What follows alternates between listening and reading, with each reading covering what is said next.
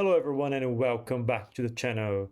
Today we're going to continue with building the financial model for the renewable energy project. Let's get started. This is where we left off in our last video.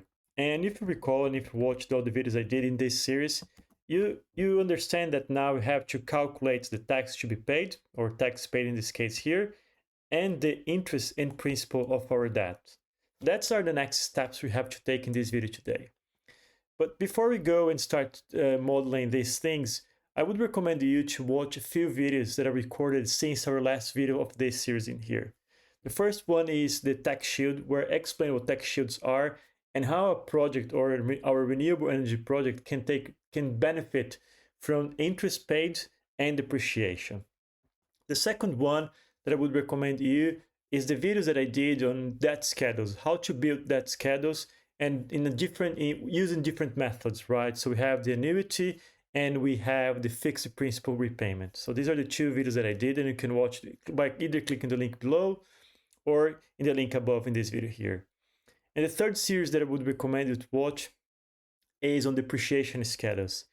Again, I think I recorded 1 or 2 videos on depreciation schedules, and I explained what are the different methods that you can use to depreciate the assets of a given project. And the fourth video that I would recommend you to watch is where I explain what equity returns and project returns are and the difference between the two of them. This is very important if you want to get familiar with financial models for the renewable energy sector or any sort of infrastructure project, because then you can really understand what equity returns are and what is calculated, and what project returns are and what's the difference between one and the other. So I would recommend you to watch those videos before you go ahead in here, unless you are already familiar with these terms. Let's get started. So as I said, we have to calculate now the principal repayment, the interest, and the tax paid. We're going to start with the debt repayment, because to calculate the tax paid, we need to have the interest. So let's do first the debt, and then we're going to go to the tax paid. As I said in the previous videos, basically I divide the model in two main parts, or I divide at least the calculation sheet in two main parts. The first one where we have the main calculations with every single piece of information you need to arrive to the equity returns and the project returns, as we have in here and in here. And the second part is the supporting calculations, where I have supporting calculations, of course, that you need to perform in order to derive to the project and equity returns. And here I have tax, okay, tax geared and ungeared. Again, if you don't know what that is, watch the video that I did on project and equity returns. So we have the tax calculation in here, then we have the depreciation, and last we have the debt calculation here. I also have in here some few metrics for the model. It's already in here, but that comes later. So let's gonna do now our debt calculation, right? And here's the infrastructure that we're gonna use today. So what we have in here, as main inputs, we're gonna have the debt tenor, how many years we're gonna repay our debt. We're gonna have the repayment. In this video here, we're gonna use the fixed principal repayment, where every single principal repayment is going to have a constant value throughout the debt tenor, and we're going to have here the interest rates. So let's going to go to our input sheet now and see what we have in there, if you already have this debt information or whether we have to add them. Let's go to the input sheet, and here we have, so we have the debts in here. We do not have the debt tenor and the interest rate for the debt. So let's gonna add these two inputs in here. So here we're gonna have the debt tenor. It's gonna be in years, and that's gonna be 10 years. So I'm gonna copy the infrastructure and just replace this for 10. So 10 years or 15 years, whatever the number is, doesn't really matter for now. And we're gonna have our interest rate.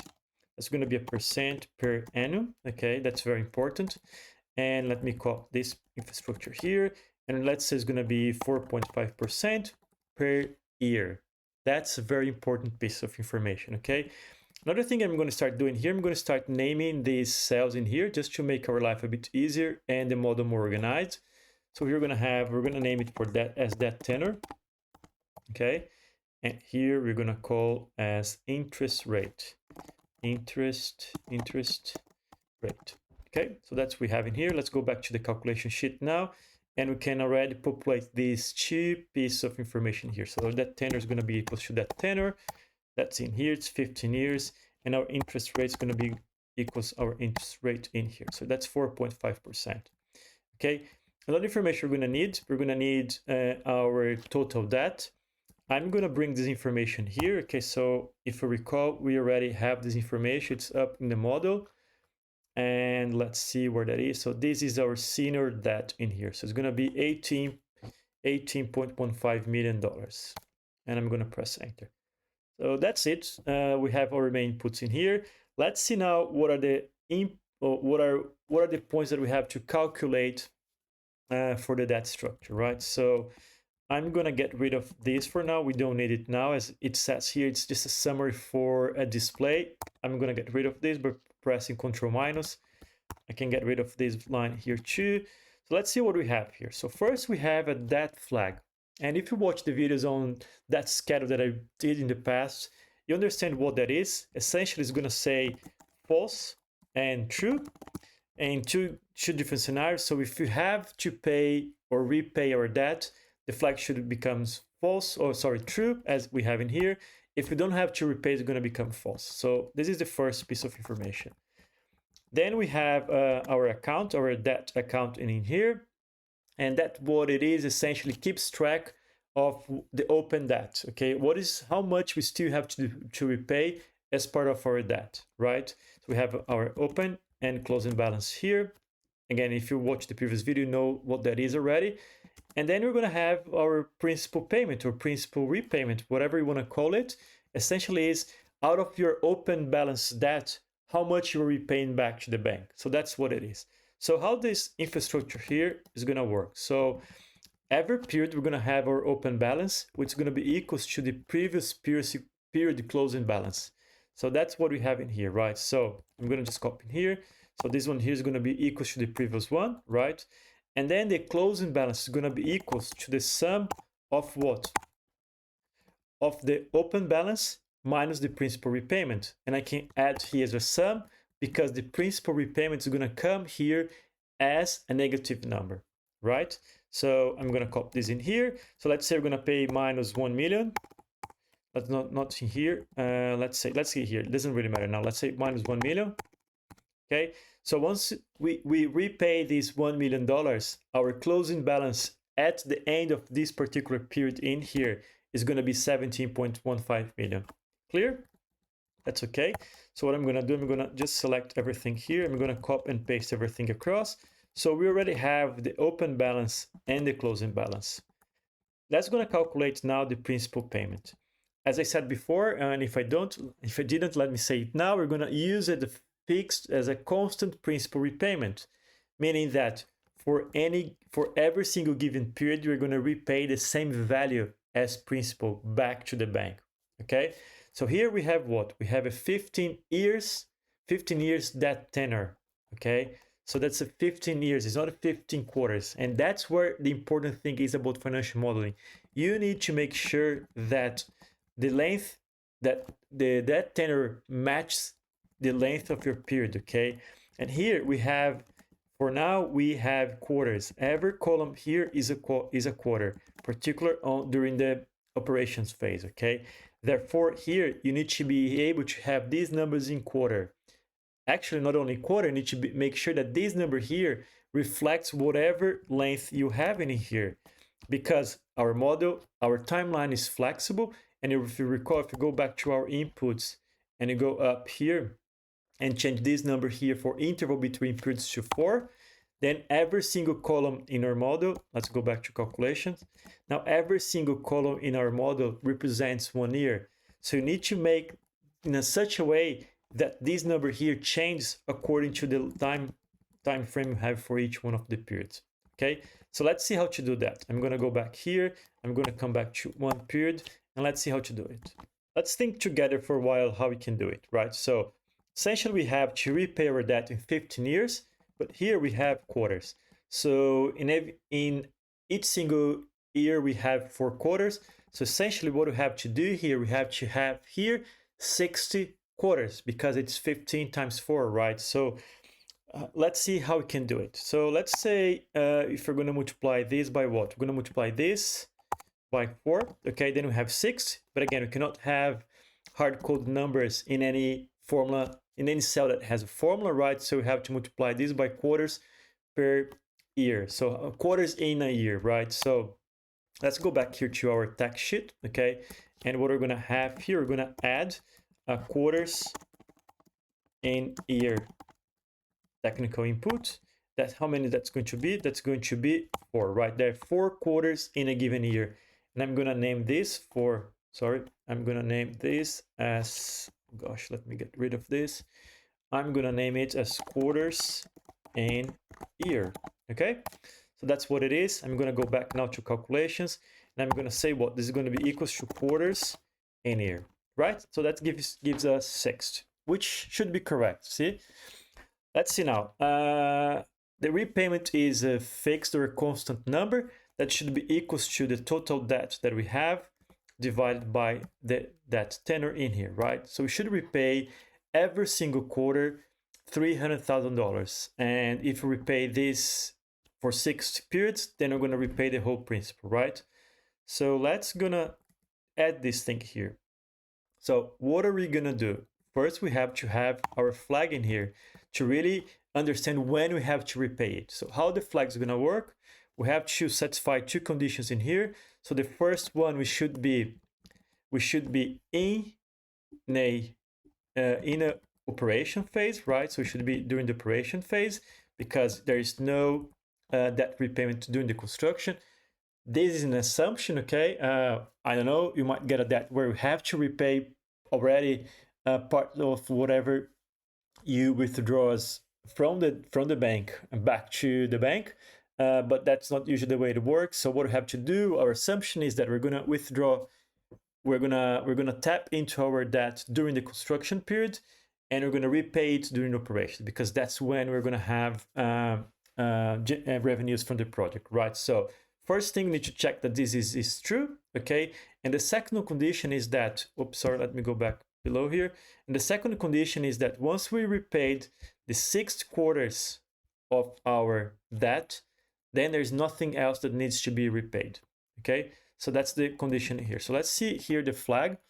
So our flag is going to be equals of what? It's going to be equals, there's 2 conditions, so, but one, I think I can get around with just one. So if what? If let me see if you have here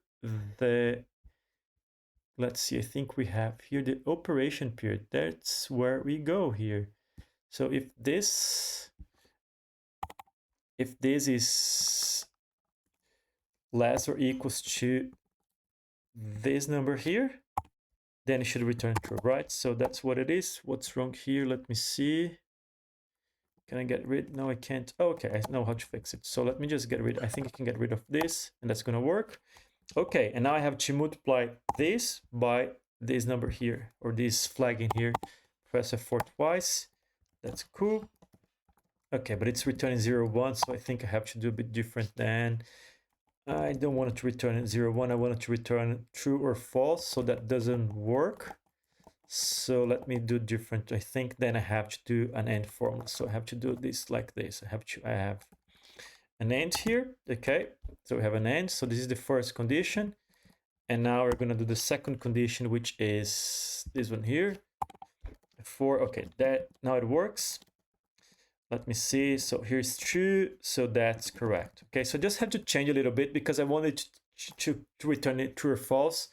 And if I multiply as I did like here, okay, as you can see, if I just multiply this by the flag in here, it's going to return 0, 1. I don't want that. What I want to have a true or false statement, and I'm going to just copy this thing, this structure here, or this formatting. Alt yes, formats. Okay, so let me copy and paste everything across now. Okay, as you can see here, we're really changing this thing here to true, so we're repaying our debt all the way through period number 60. Let me see if that's correct. Are we far away? I think that's wrong, huh? Okay, here we are. Let's just check if we are on period 60. Now I'm gonna go up. Okay, correct. So we're changing from one to the other, so this is correct, right? So the calculation is correct in here, so that's fine. And now what we're gonna do, we're gonna say what? Equals if, or even different, we're gonna say equals to this, press F4 times this. F4 twice, copy. I'm gonna paste everything across. Okay, we have 18 million here, 18 million here, but this needs to be a negative number. So I'm gonna multiply this by -1, okay? Because this is an outflow from the cash. Remember, this is the assumption, or this is the convention action that I'm using in this particular model here whenever we have an outflow of cash from the project. Okay, so everything done here is from the project's perspective, so it should be a negative cash flow. Okay, so that's what we have here, and the numbers are matching, so everything should be correct, right? Let's check. Again, we have to check all this flexibility that we have in the timeline and see if everything is correct. We're going to go back here. We're going to change this to 4 now, where each column is going to represent 4 quarters, right? So we have 4 quarters as an interval between the periods. Let's see what we have here. Now we have 9 million. What's going on here? There's a mistake in here, right? Because now we have years for each one of the columns, and then here should have what? We should have 15. There's one piece of information missing here. We have now to divide this thing here by what? By, let me go back here. We have to divide this by this. Now we have 15. So this should be in the formula. So we have to multiply by the quarters in year and divide by the interval period, right? So let's see now. Let's go back here to 1. Yeah, now we have 60. Let's say we have 2, meaning that every column in our financial model is 6 months. Now we have 30, so that's correct. This is correct too. So everything is very, very well done and flexible, right? So if you move over here, I think, oh, no, like this. Let me see here. Sorry, let me go back down below here. And if we move to the right here, you can see that we have here. Let's see if this is period 30. I'm gonna go up here. Yeah, that's period 30. So everything is correct here and it's working, right? Okay, that's really, really cool. So it's working in here. And now we're gonna calculate the interest payment. Let me add one column here. I'm gonna copy this. I'm gonna copy this just to make it clear. And we have our interest payment here as 4.5% per year, right? This is not 4.5% per period. This is 4.5% per year. So we have to fix this. So how are we going to fix this? Essentially what we have to do the same thing as we did in here. Okay, we have to multiply the interest rate by the quarters in a year and divide by years per period. Let me see. I think it's the other way around actually. So let's see. Yeah, it should be. Okay, that's wrong. It should be the other way around because it should be half of the interest rate, right? So we have to essentially come here, Ctrl X. I'm gonna multiply here and divide here. So that's 2.25%. Let's gonna double check now. Let's put 1 here.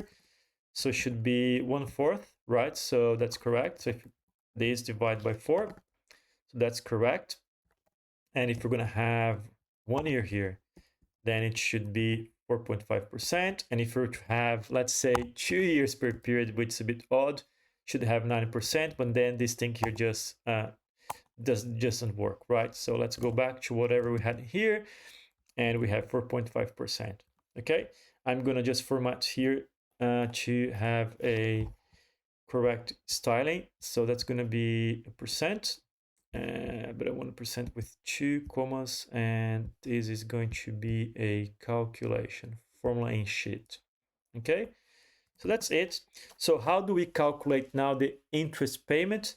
That's quite easy. We're gonna say that's gonna be equals to this number here. We're gonna press F4 times the open balance. Times the open balance, which is in here. Why it should be the open balance and not the closing balance? Well, because we're paying your interest, let's say in the beginning, the first day of the month, based on whatever is open value, okay? After that, so I'm gonna press here. That should be a negative number, so I'm gonna multiply by -1, and I'm gonna copy and paste everything across. Is this correct? Not really. Why is not really? Because we also need to check that we're going to only be repaying the debt if this flag here is true, the flag for the debt, right? So I'm going to multiply this. I'm going to do it here. I'm going to multiply this by this, press F4 twice, and again, and then that's correct. So we need to check that we're only repaying our debts as long as we have repaying our principal, and there it is. That's correct, right? So we're repaying 18.1 million as interest and 6.5 million as debt, as you can see in here. Let me just see if you're copying. Oh, okay, there's a mistake here, and I knew it, so I have to fix it. So I'm only we're only sum partially the financial model. So I have to fix that. See, so it's not copying everything. So let me see equals sum. Let me fix this for the full model. Just 1 second.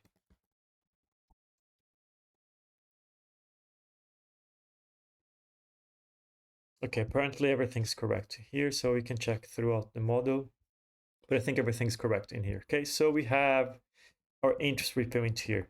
Okay, so we calculated our interest payment and our principal payment. So now we can go up in the model where we were supposed to fill this information out. So it's gonna have just equals to what? This is the interest.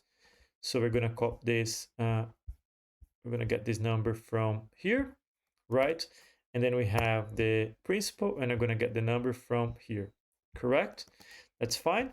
So we are gonna get rid of the coloring because we don't need it. So Control C, Control V, and we have everything in here, correct? So everything's working now for now, right? So we do have our interest, we have our principal, then we have the sum of both in here, right? Let me delete and explain to you what this is calculating. Okay, so let's see, we're gonna do this later.